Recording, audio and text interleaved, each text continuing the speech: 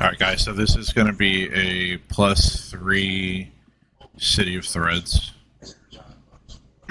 um, I'll just kind of go through the trash here and kind of go from there. It's hard to see because I'm recording on a very small screen. I'm actually going to speed this up. I guess not.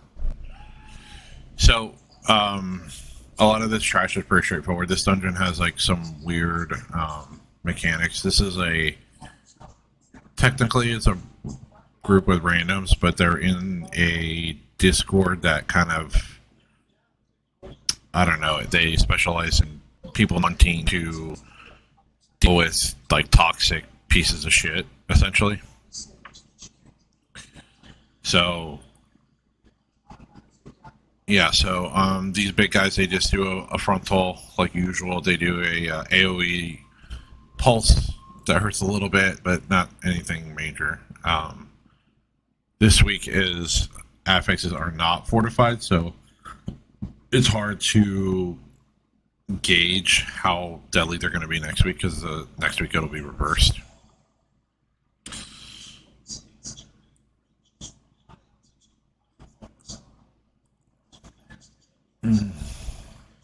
Yeah, not a lot going on here.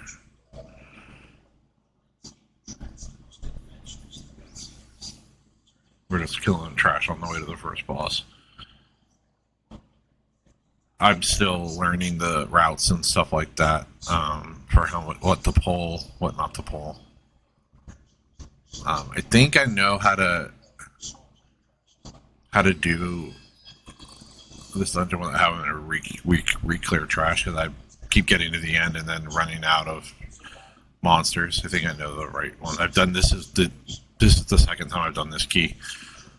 This is a 3. I ended up getting a 4 Dawnbreaker, but did not go according to plan at all.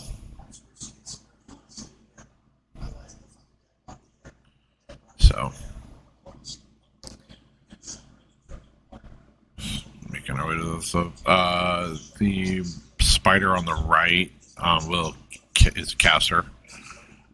You can't really interrupt the big melee one, so the one on the right is ideal. I think I gotta move that weak aura more to the middle of my screen so I can see what all the mechanics are for these monsters. It'll tell me like move the boss. It'll say like it's gonna hit hard, blah blah blah.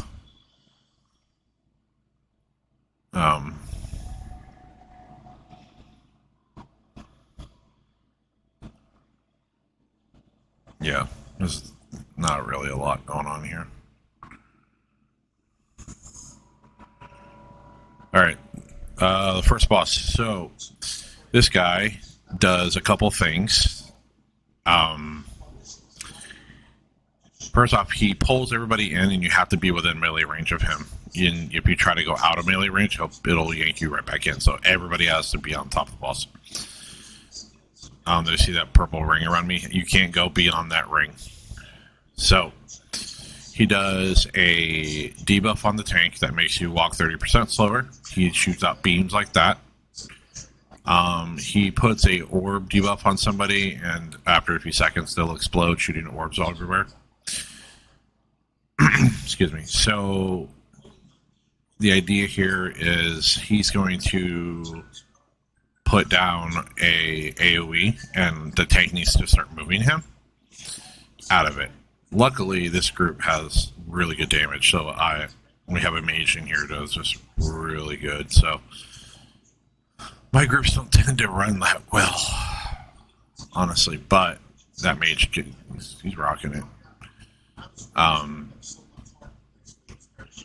Yeah, it's pretty easy stuff. The slower your DPS, the harder this is, and once I go to a 4 key, I'll have to deal with tyrannical, which is not fun. Alright, so this section of the dungeon, you basically have to find hidden agents. You have to find 4 of them, and then you can make your way to the next boss. Then there'll be You'll be camouflaged, but there'll be monsters that can see you, so you gotta avoid their line of sight. And you just go around the map and you find the agents, you kill the agents, and then you move to the boss. Pretty easy. This will be an explanation of it'll be an example of it. So this is the first agent. So on normal and heroic, it's pretty, usually you just fight one of these guys, but on mythic and mythic plus, you fight a whole group of them. So they put a dot on the tank, it's not a big deal. I have yet to do this stuff on my druid, so I don't know how big of a deal this stuff's going to be. I think I'm going to do my keys on my druid on Thursday. And we're going to go to the left here. I'm still not 100% clear on this stuff. Luckily, that's what happens when they see you. My computer was starting to act all goofy, so I couldn't see the ring, so I'm going to up my graphics a little bit, and I'll let them kind of scope out. Luckily, this whole group is just full of really nice people, so it worked out really well. This was a pretty smooth run.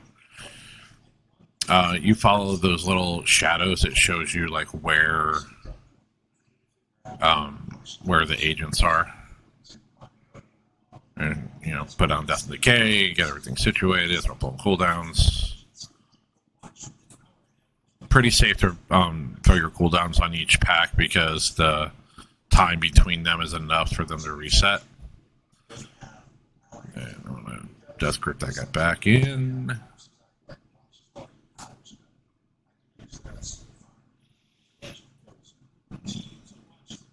Yeah, so pretty self-explanatory stuff. It's really easy. Just do the thing, do whatever, make our way over. There we go. The mage had said he was inside, but we go inside and there's nothing there, so we're gonna get a move on. Mage is like, oh, my bad. This is fine. Alright. And we just go back to hunting. This part of it is pretty boring. It's just looking around. This is like very much like quarter stars and that stuff. I don't know why they just can't get away from these kind of dumb mechanics.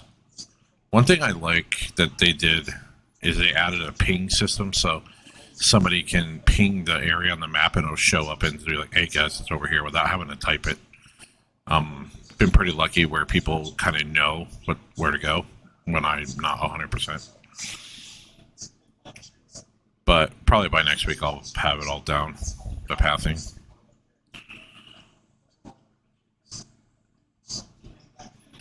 Yep, the blue mob is going to cast a web blast, so you just kind of target the blue one and interrupt it. Part of me wants to take Strangulate instead of some other talents because I could take Strangulate instead of Sanguine, and that'll give me a stun. I think that might help a little bit with limited interrupts and things like that. So I believe we are just hunting down the last agent.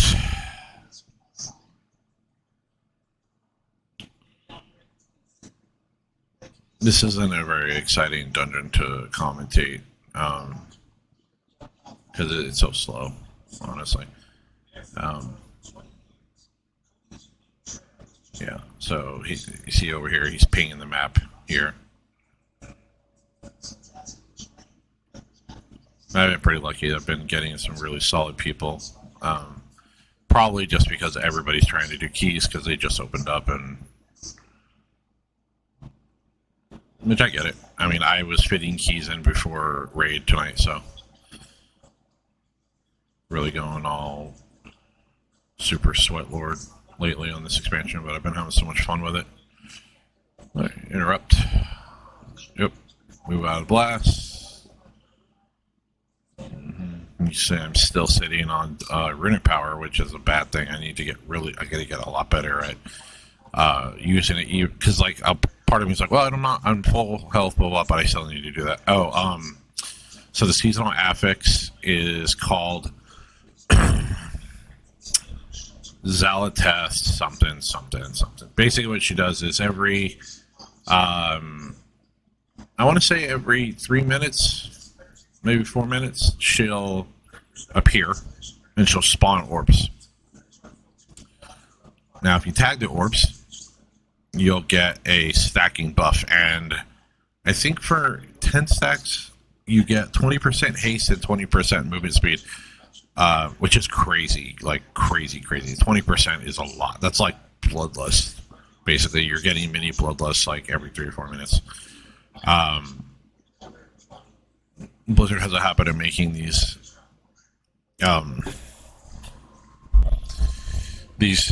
affixes to help out at the beginning of the expansion season so that people can kind of get used to it.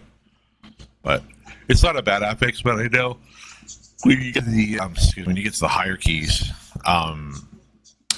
it does something else. It changes the way it works. It doesn't buff you anymore.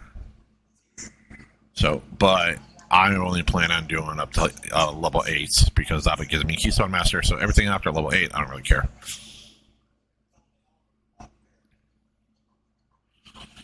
And there we go. I don't tend to get like uber competitive when it comes to Mythic Plus. I tend to get my Keystone Master, get my mount, and then for that season, and then I, cap out every week, and I don't go beyond that. I just get the highest gear I can, and then I move on. Because a lot of my stuff comes from the raid. A lot of my personal goals and things like that. Our raid team, I do not think we are going to be getting into heroic for a few weeks. Still have quite a few people who are pretty under-geared and pretty new to the game and stuff like that, So these guys have a shared health pool. They do an ice debuff. When it happens at a tank, you got to stack on them to get rid of it. They do this dash here. One is a caster and one is a melee unit, so you want to grab the melee unit, put it on top of the caster, because they share a health pool.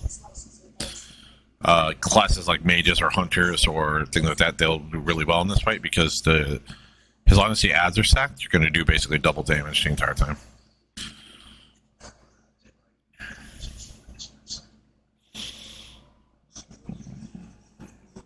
He opens the door, we go up there. A lot of the same kind of things over here. We're going to have a lot of caster mobs in the middle, a lot of melee mobs, a couple of them doing tank busters. Nothing major here. We're just doing the things.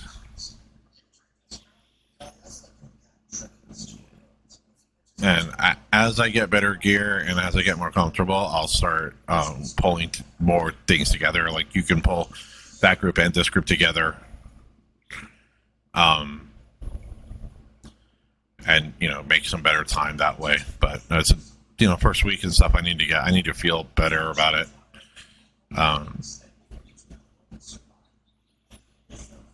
So we kill here eventually. There's Zealotess doing the orbs again. Okay, we go up the stairs. There's a group here, and then there is a big ad behind them. Technically, I could pull this group with the big ad and leave it all down, but not super confident in the skills of the healer, so I am kind of holding back.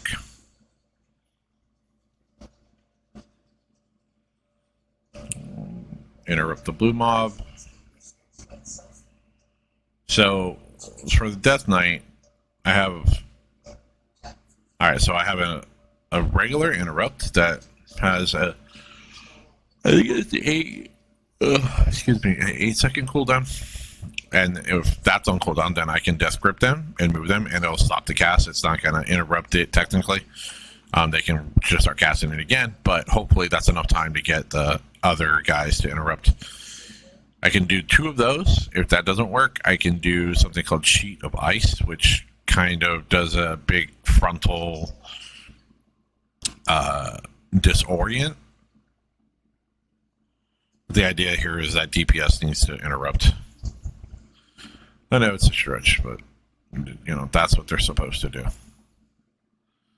We go over here, do the things, pull all these guys together. I was getting a little more comfortable because the run I did before this one, I did this in 2 pulls, so I'm getting a little bit better. When I have a lot of cooldowns up, like when I have Abomination Limb and I have Tombstone up and I have Rune Weapon up and stuff, it's safer to do big pulls because I'm going to generate tons of runic power and things like that. It just gets scary when I don't have those things. See, ideally I could pull that group here down the stairs here and tank them on top here with those blobs. And we could cleave them all down because they don't hurt really much. I mean, they do a little, but that would be a way to get more percent faster. As you'll see at the end, I have to actually go back and kill monsters after the last boss, because we don't get enough percent. This boss, really your standard patchwork E-type fight. So basically, he's going to do a Take Buster. It's going to hurt. Put like a dot on me, whatever. He's going to put Void Zones on the ground, and he's going to summon orbs. The idea is to get the orbs before they reach him, because every orb that reaches him, he does a little AoE blast. And he does it all at once. He chains them together. So your healer is going to hate you. For if you are Death Knight, though, you can throw down Anti-Magic Zone and absorb some of the blast, but the idea is to not have a blast. So you see the Void Zone here kind of all over the place. The only gripe I really have about my Death Knight is my best of slot trinket is a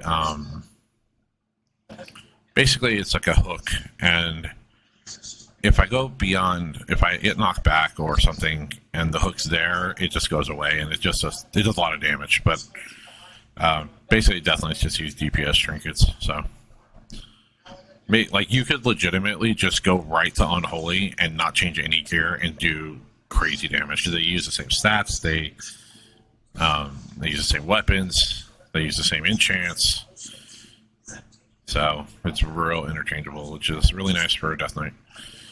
Oh, you kill the thing. Of course, we had our hunter, our survival hunter was really blowing them up there. So we're going to go up these stairs. We're going to pull to the right. I'm going to pull these mobs and then head toward the boss room.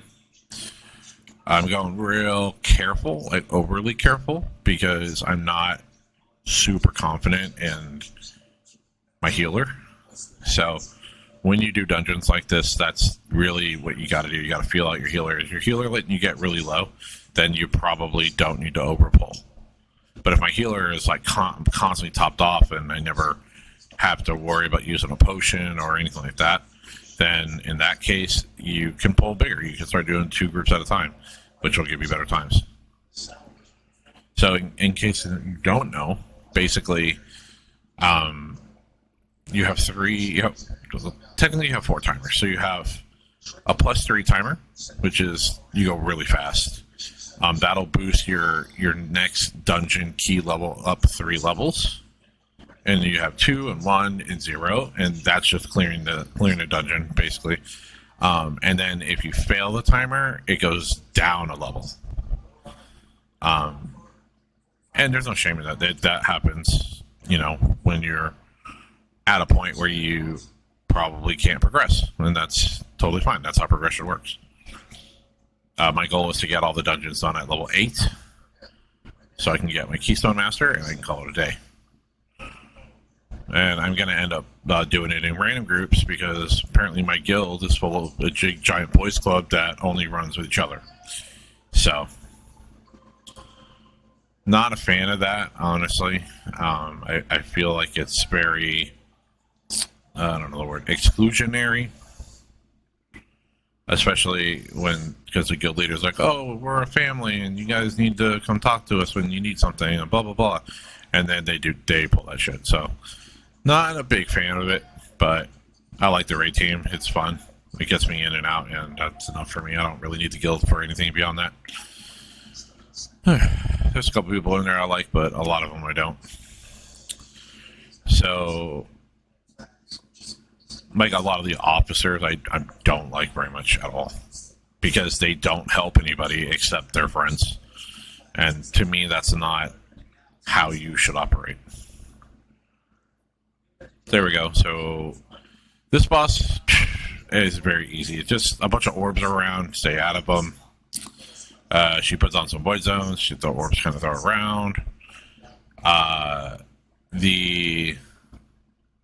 She'll transform into a big Nerubian. You can just kill her. She goes back to human form. Same thing here. Avoid the orbs. She will throw the orbs at people at a certain point. It's a little bit of damage. I imagine on Tyrannical it's going to hurt a lot more than it does without Tyrannical, but really not a big deal. So we're missing percent. You'll see Army just kind of dictating like, hey guys, we need to get more percent. So we go in here, we kill.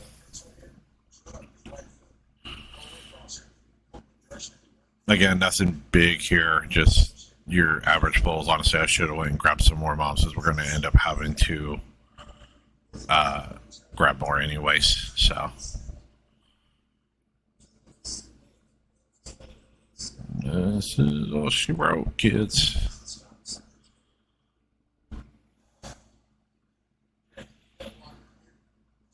We're wrapping up the last couple of percent here. These things do a knockback, and they can knock you back into the eggs. If you get knocked back into the eggs, then they spawn little ads. You gotta kill them. That's really not a big deal. Yeah, we need one more, so I'll go ahead and desperate this guy over. Start blowing cooldowns, interrupt this cast.